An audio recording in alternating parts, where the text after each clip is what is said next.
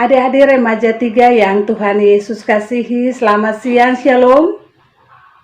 Kita jumpa lagi dalam ibadah sekolah minggu di saat ini. Kakak pengasuh yakin bahwa walaupun kita beribadah di rumah, tetapi semangat untuk mendengar firman Tuhan akan selalu ada dalam hati dan pemikiran adik-adik semua. Di saat ini kita akan membaca dan mendengar firman Tuhan yang terambil dari Markus 14 ayat 32 sampai dengan ayatnya yang ke-52.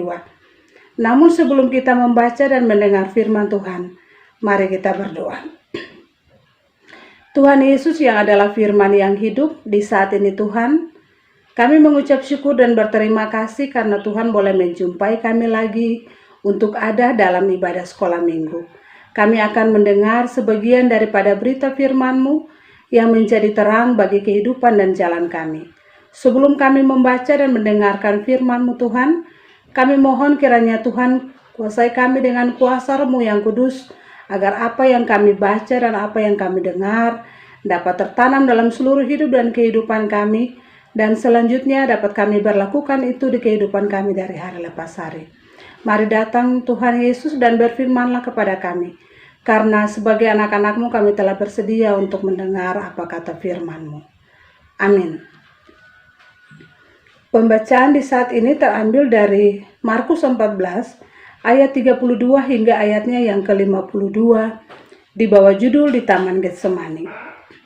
Lalu sampailah Yesus dan murid-muridnya ke suatu tempat yang bernama Getsemani. Kata Yesus kepada murid-muridnya, "Duduklah di sini sementara aku berdoa." Dan ia membawa Petrus, Yakobus, dan Yohanes sertanya. Ia sangat takut dan gentar, lalu katanya kepada mereka, "Hatiku sedih, sangat sedih seperti mau mati rasanya. Tinggallah di sini dan berjaga-jagalah." Ia maju sedikit, merebahkan diri ke tanah dan berdoa, supaya sekiranya mungkin saat itu lalu daripadanya. Katanya, "Ya Bapa, ya Aba, tidak ada yang mustahil bagimu. Ambillah cawan ini daripadaku. Tetapi janganlah apa yang aku kehendaki, melainkan apa yang Engkau kehendaki." Setelah itu datanglah kembali dan mendapati ketiganya sedang tidur. Dan ia berkata kepada Petrus, "Simon, sedang tidurkah engkau? Tidakkah engkau sanggup berjaga-jaga 1 jam? Berjaga-jagalah dan berdoalah supaya kamu jangan jatuh ke dalam pencobaan. Roh memang penurut tetapi daging lemah." Lalu ia pergi lagi dan mengucapkan doa yang itu juga. Dan ketika ia kembali pula, ia mendapati mereka sedang tidur, sebab mata mereka sudah berat dan mereka tidak tahu jawab apa yang harus mereka berikan kepadanya. Kemudian ia kembali untuk ketiga kalinya dan berkata kepada mereka, "Tidurlah sekarang dan beristirahatlah. Cukuplah, saatnya sudah tiba. Lihat, Anak Manusia diserahkan ke tangan orang-orang berdosa. Bangunlah, marilah kita pergi.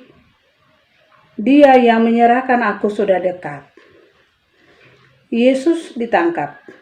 Waktu Yesus masih berbicara, muncullah Yudas, salah seorang dari ke-12 murid itu, dan bersama-sama dia serombongan orang yang membawa pedang dan pentung, disuruh oleh imam-imam kepala, ahli-ahli Taurat dan tua-tua. Orang yang menyerahkan dia telah memberitahukan tanda ini kepada mereka. "Orang yang akan kucium, itulah dia. Tangkaplah dia dan bawalah dia dengan selamat." Dan ketika ia sampai di situ, ia segera maju mendapatkan Yesus dan berkata, "Rabi," lalu mencium dia. Maka mereka memegang Yesus dan menangkapnya. Salah seorang dari mereka yang ada di situ menghunus pedangnya, lalu menetakannya kepada hamba imam besar sehingga putus telinganya. Kata Yesus kepada mereka, "Sangkahmu aku ini penyamun? Maka kamu datang lengkap dengan pedang dan pentung untuk menangkap aku? Padahal tiap-tiap hari aku ada di tengah-tengah kamu mengajar di bait Allah, dan kamu tidak menangkap aku. Tetapi haruslah digenapi yang tertulis dalam kitab suci. Lalu semua murid itu meninggalkan dia dan melarikan diri. Ada seorang muda yang pada waktu itu hanya memakai sehelai kain lenan untuk menutup badannya, mengikuti dia. Mereka hendak menangkapnya, tetapi ia melepaskan kainnya dan lari dengan telanjang. Demikianlah firman Tuhan. Kata Tuhan Yesus yang berbahagia adalah setiap kita yang mendengar firman ini dan mau mengamalkannya dalam kehidupan kita dari hari lepas hari. Adik-adik yang dikasihi oleh Tuhan, kita akan ada dalam materi sajian tentang firman dengan subpokok bahasan yaitu Tuhan Yesus berdoa di Taman Getsemani dan Tuhan Yesus ditangkap. Adik-adik yang Tuhan Yesus kasihi, program sajian kita di hari ini tentang firman dengan subpokok bahasan yaitu Tuhan Yesus di Taman Getsemani dan Tuhan Yesus ditangkap. Pergumulan Tuhan Yesus di Taman Getsemani pasti adik-adik sudah mengetahui dan adik-adik sudah pernah mendengar cerita tentang ini. Getsemani merupakan salah satu tempat yang ada di Bukit Zaitun. Getsemani artinya pemerasan minyak zaitun. Letak Taman Getsemani di seberang Lembah Kidron. Lembah Kidron adalah tempat pekuburan yang terletak antara Yerusalem dan Bukit Zaitun. Jadi, setelah Tuhan Yesus berdoa bersama dengan murid-murid di Yerusalem, Tuhan Yesus menyeberang Lembah Kidron menuju Taman Getsemani di Bukit Zaitun untuk berdoa. Mengapa di Bukit Zaitun? Karena di situ banyak pohon zaitun dan tempat pemerasan minyak zaitun, yaitu Getsemani. Dan di saat ini di tempat Getsemani itu, ada sebuah gedung gereja yang mengingatkan peristiwa Tuhan Yesus berdoa dan ditangkap di sana. Adik-adik yang Tuhan Yesus kasihi, mengapa Tuhan Yesus memilih Taman Getsemani? Karena letak Getsemani tidak jauh dari kota Yerusalem. Tuhan Yesus mengajak murid-muridnya, yaitu Simon Petrus, Yakobus, dan Yohanes untuk berdoa di Taman Getsemani. Saat itu Tuhan Yesus merasa takut, sehingga ia berkata kepada mereka, "Hatiku sangat sedih seperti mau mati rasanya." Ini adalah gambaran dari beratnya penderitaan yang sementara Tuhan Yesus hadapi. Dan Tuhan Yesus mengambil tempat yang berbeda dengan murid-murid untuk berdoa. Ciri khas dari Tuhan Yesus adalah selalu berdoa kepada Bapa, dan Tuhan Yesus selalu memilih tempat yang sepi, termasuk di Taman Getsemani. Karena itu Tuhan Yesus mengkritik ahli Taurat dan imam-imam yang selalu berdoa di pinggir jalan, di pasar atau di tempat yang ramai, yang tidak lain hanya untuk menunjukkan kesalehan supaya orang yang melihat mereka. Karena itu, kata Tuhan Yesus, "Kalau kamu mau berdoa, masuklah ke dalam kamar, tutuplah pintu, dan berdoalah kepada Bapamu di sorga." Jadi Tuhan Yesus mengajar kita untuk berdoa di tempat yang sepi, supaya kita bisa memusatkan perhatian kita untuk berdoa. Dalam doa yang pertama, Tuhan Yesus memohon supaya Allah Bapa mengambil cawan atau penderitaan itu daripadanya. Tetapi bukan kehendak Tuhan Yesus, tetapi kehendak Bapa. Dalam ayatnya yang ke-36 dikatakan, "Ya Aba, ya Bapa, tidak ada yang mustahil bagimu. Ambillah cawan ini daripadaku, tetapi janganlah apa yang aku kehendaki, melainkan apa yang Engkau kehendaki." Karena penderitaan atau salib yang akan ia pikul itu berat. Karena itu ia memohon supaya diambil alih oleh Bapa di sorga, sesuai kehendak Bapa, bukan kehendaknya. Adik-adik yang Tuhan Yesus kasihi, setelah ia selesai berdoa, ia menemui murid-muridnya, namun mereka masih tertidur Dan ia pergi lagi untuk berdoa untuk kedua kalinya dan ketiga kalinya dengan doa yang sama. Ya Bapakku, jikalau cawan ini tidak mungkin lalu kecuali aku meminumnya, jadilah kehendak-Mu. Kalau pada saat Tuhan Yesus berdoa untuk pertama kali, Tuhan Yesus ingin penderitaan itu berlalu daripada Tuhan Yesus. Ambillah cawan ini daripadaku. Tetapi dalam doa kedua kali dan ketiga kalinya, Tuhan Yesus siap dan bersedia untuk menanggung penderitaan itu. Ya Bapakku, jikalau cawan ini tidak mungkin lalu kecuali aku meminumnya, jadilah kehendak-Mu. Adik-adik yang Tuhan Yesus kasihi, dalam doa itu Tuhan Yesus menyerahkan dirinya untuk Bapa. Ia siap menerima dan menghadapi penderitaan sekalipun itu berat baginya, karena yang diperjuangkan adalah keselamatan umat manusia. Ia rela menderita supaya manusia memperoleh pengampunan dan keselamatan dari Bapa. Doa menjadi kekuatan bagi Tuhan Yesus, karena ia menemukan jawaban dari Bapa. Hal ini mengajar kita semua, termasuk anak-anak remaja 3, untuk selalu mengandalkan Tuhan, dan salah satunya adalah dengan berdoa. Karena dengan berdoa kita mengalami kekuatan dari Allah. Kita mampu menghadapi kesulitan dan penderitaan seperti yang dialami oleh Tuhan Yesus.